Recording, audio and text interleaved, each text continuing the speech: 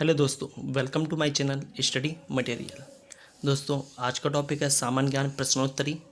इसके मैं 50 महत्वपूर्ण प्रश्नों की श्रृंखला एक लेकर आया हूँ, तो वीडियो को लास्ट तक देखिए। ओके, चलिए वीडियो स्टार्ट करते हैं। तो दोस्तों, आज का पहला प्रश्न है, किस देश को प्रशांत महासागर की पार सड़क कहा जाता है? तो किस देश को कहा जाता है? तो फिजी को प्रशांत महासागर की पार सड़क कहा जाता है। ठीक है। राष्ट्रीय पोषण संस्थान किस राज्य में स्थित है? तो राष्ट्रीय पोषण संस्थान आंध्र प्रदेश राज्य में स्थित है। कहाँ पर? आंध्र प्रदेश राज्य में।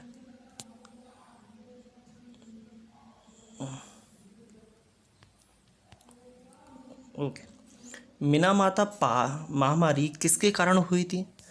तो मीना माता महामारी हुई थी पारे के कारण। किसके कारण? पारे के कारण। जापान में 1985 में जापान में 1985 में भारत में पनडुब्बी में जल यात्रा करने वाले पहले राष्ट्रपति कौन थे? तो उनका नाम है डॉक्टर एपीजे अब्दुल कलाम। कौन थे? डॉक्टर एपीजे अब्दुल कलाम, जिन्होंने 1985 में जापान में भारत में पनडुब्बी में जल यात्रा की थी। ठीक है, किसमें? पनडुब्बी में। अध्यक्षात्मक शासन का उदय सर्वप्रथम कहाँ पर हुआ था? तो अध्यक्षात्मक शासन का उदय सर्वप्रथम अमेरिका में हुआ था। कहाँ पर? अमेरिका में हुआ था। रानी लक्ष्मीबाई की मृत्यु कहाँ पर हुई थी? तो रानी लक्ष्मीबाई की मृत्यु ग्वालियर में हुई थी। कहाँ पर? ग्वालियर में हुई थी। चंद्रगुप्त द्वितीय की दूसरी राजधानी कहाँ पर है? कहाँ थी? तो चंद्रगुप्त द्वितीय की दूसरी राजधानी उज्जैन में थी। ठीक है, चंद्रगुप्त द्वितीय की दूसरी राजधानी उज्जैन में थी।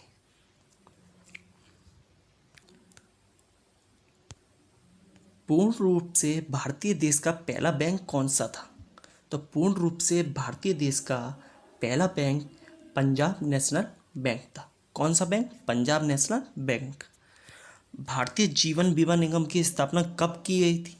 तो भारतीय जीवन बीमा निगम या एलआईसी की स्थापना 1 सितंबर 1958 को की गई थी। ठीक है, कब? 1 सितंबर 1958 को। स्टैगफ्लेशन क्या है? तो स्टैगफ्लेशन मंदी के साथ मुद्रास्फीति की जब सिचुएशन होती है तो उसे स्टैगफ्लेशन कहा जाता है। ठीक है, मंदी के साथ मुद्रास्फीति की जब सिचुएशन आती है तो उसे स्टैगफ्लेशन कहते हैं। भारत में विनिवेश आयोग की स्थापना कब की गई थी? तो भारत में विनिवेश आयोग की स्थापना अगस्त 1996 में की गई थी। अगस्त 1996 में। नेफेड की स्थापना किस उद्देश्य की पूर्ति के हेतु की गई थी? तो नेफेड की स्थापना कृषि उपजों के विपणन के लिए की गई थी। किसके लिए? कृषि उपजों के विपणन के उद्देश्य की पूर्ति हेतु। भारत में सर्वाधिक रोजगार प्रदान करने वाला उद्योग कौन सा है? तो भारत में सर्वाधिक रोजगार प्रदान करने वाला उद्योग है सूती वस्त्र उद्योग। ठीक है, कौन सा उद्योग? सूती वस्त्र उद्योग। Economic and social commission for Asia and Pacific का मुख्यालय कहाँ पर है? ठीक है, economic and social commission for Asia and Pacific का मुख्यालय है बैंकॉक में स्थित है। कहाँ पर? बैंकॉक में। 15 भारत में विदेशी मुद्रा का नियंत्रण किसका है? ठीक है, भारत में विदेशी मुद्रा का नियंत्रण किसके द्वारा किया जाता है? तो वो किया जाता है रिजर्व बैंक ऑफ इंडिया के द्वारा। ठीक है। विश्व बैंक की उदार ऋण प्रदान करने वाली खिड़की किसे कहा जाता है? तो अंतर्राष्ट्रीय विकास संघ को विश्व बैंक की उदार ऋण प्रदान करने वाली खिड़की कहते हैं। किसको? अंतर्राष्ट्रीय विकास संघ को। भारतीय अर्थव्यवस्था के उदारीकरण का अग्रदूत किसे माना जाता है? तो भारतीय अर्थव्यवस्था के उदारीकरण का अग्रदूत डॉक्टर मनमोहन सिंह को माना जाता है। किसको? डॉक्टर मनमोहन सिंह को। केंद्रीय सांख्यिकी संगठन की स्थापना कब हुई? तो केंद्रीय सांख्यिकी संगठन की स्थापना वर्ष 1951 में हुई थी। किसकी स्थापना? केंद्रीय सांख्यिकी संगठन की स्थापना। पोषित आर्थिक कल्याण की अवधारणा का प्रतिपादन 1994 में किसने किया था?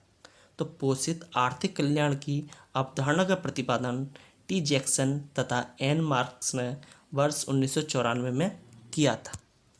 ठीक है। आर्थिक समृद्धि दर क्या है? आर्थिक समृद्धि दर क्या है? तो सकल घरेलू, यहाँ होगा घरेलू, सकल घरेलू उत्पाद में परिवर्तन की दर को आर्थिक समृद्धि दर कहा जाता है। ठीक है। आर्थिक विकास दर क्या है? तो निवल राष्ट्रीय उत्पाद तक परिवर्तन की दर को आर्थिक विकास दर कहा जाता है। निवल राष्ट्रीय उत्पाद तक की परिवर्तन की दर को आर्थिक विकास दर कहा जाता है। भारतीय अर्थव्यवस्था में प्राथमिक क्षेत्र में क्या क्या शामिल है? तो भारतीय अर्थव्यवस्था के अंतर्गत प्राथमिक क्षेत्र में पहला है कृषि तथा पशुपालन, फिर है वन उद्योग तथा लट्ठों बनाना।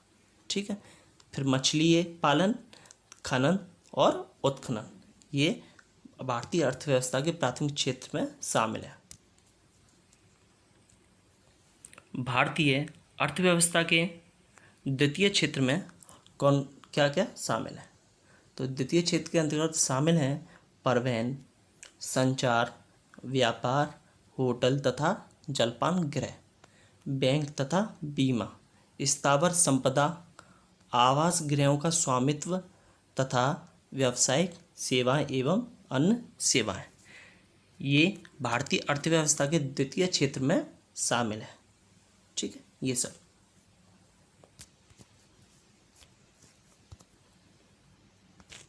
भारतीय रिजर्व बैंक अधिनियम 1956, भारतीय रिजर्व बैंक अधिनियम 1956 द्वारा किस नवीन व्यवस्था को लागू किया गया था? तो इस अधिनियम द्वारा न्यूनतम आरक्षित प्रणाली को लागू किया गया था।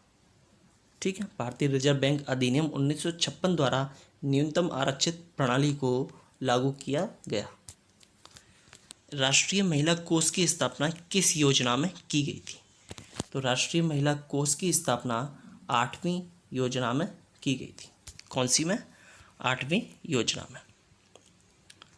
राष्ट्रीय कृषि एवं ग्रामीण विकास बैंक, राष्ट्रीय कृषि एवं ग्रामीण विकास बैंक की स्थापना किस समिति की सिफारिश के आधार पर की गई थी? तो राष्ट्रीय कृषि एवं ग्रामीण विकास बैंक की स्थापना सेवारमन समिति की सिफारिश पर की गई थी। भारत में 1 रुपये के नोट पर किसके हस्ताक्षर होते हैं? तो भारत में 1 रुपये के नोट पर वित्त मंत्रालय के सचिव के हस्ताक्षर होते हैं। किसके? वित्त मंत्रालय के सचिव के हस्ताक्षर होते हैं।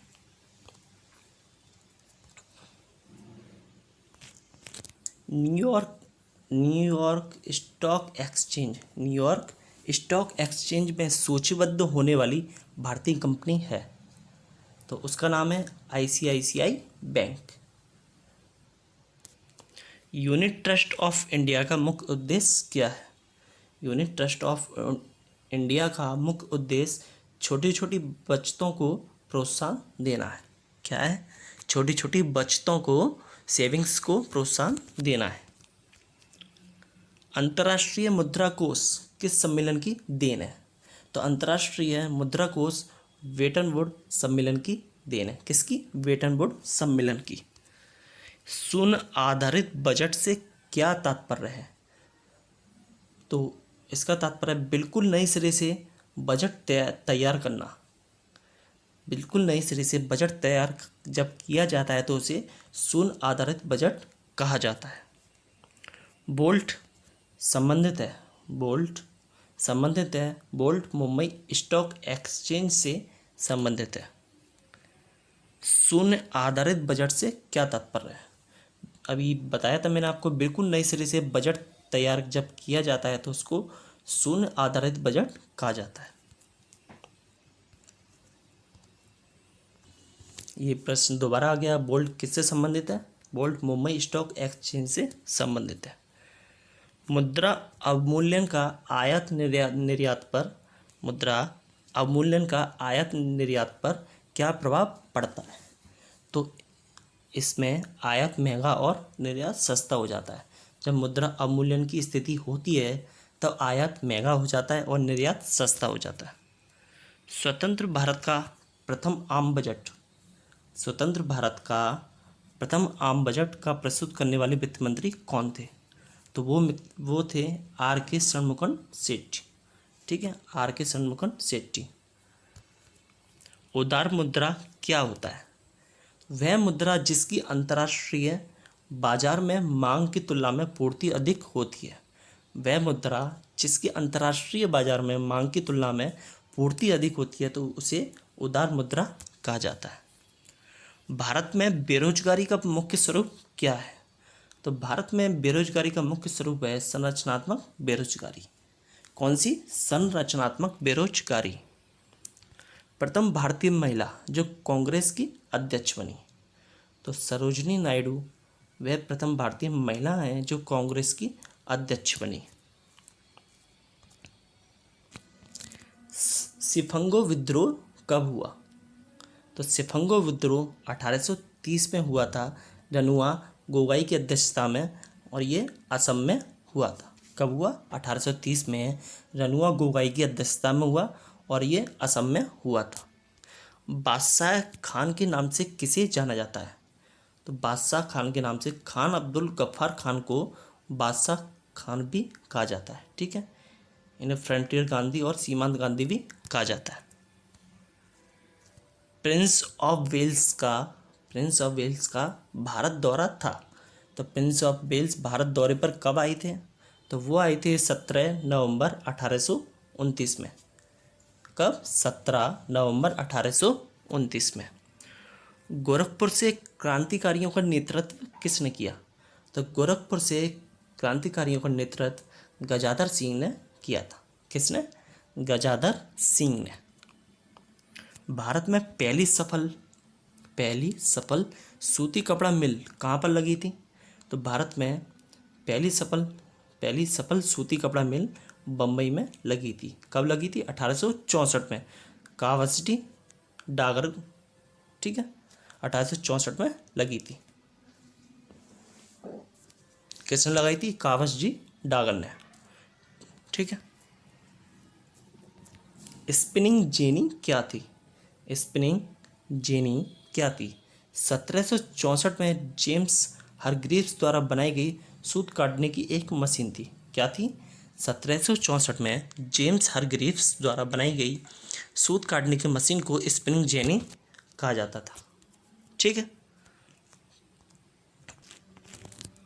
प्रिंटिंग प्रेस का आविष्कारक कौन था? तो गुटेनबर्ग को प्रिंटिंग प्रेस का आविष्कारक कहा जाता है। ठीक है, इन्होंने 1448 ईस्वी में इसका आविष्कार किया था। और ये कहाँ से है? ये जर्मनी के हैं। जापान में छपी सबसे पुरानी पुस्तक कौन सी है? तो जापान में छपी सबसे पुरानी पुस्तक डायमंड सूत्र है।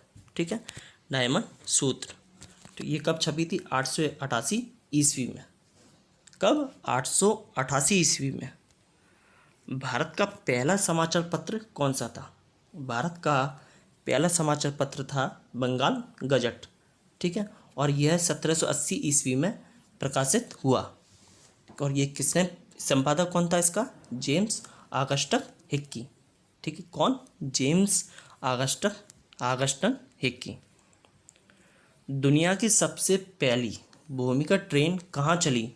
तो दुनिया की सबसे पहली भूमिगत ट्रेन लंदन में चली थी। गुलामगिरी पुस्तक के लेखक कौन है? तो गुलामगिरी पुस्तक के लेखक हैं ज्योतिबा फुले। इन्होंने 1871 में इस पुस्तक का विमोचन किया। ठीक है, तो दोस्तों आज के लिए बस इतना ही। अगर आप हमारे चैनल पर नए हैं तो प्लीज़ इसे सब्सक्राइब करना ना भूलें, साथ में बेल आइकन को प्रेस जरूर करें, जिससे हमारी आगे आने वाली वीडियो का नोटिफिकेशन आपको प्राप्त हो जाए। और अगर आपको वीडियो अच्छी लगी हो तो इसे लाइक और शेयर जरूर करें। नमस्कार।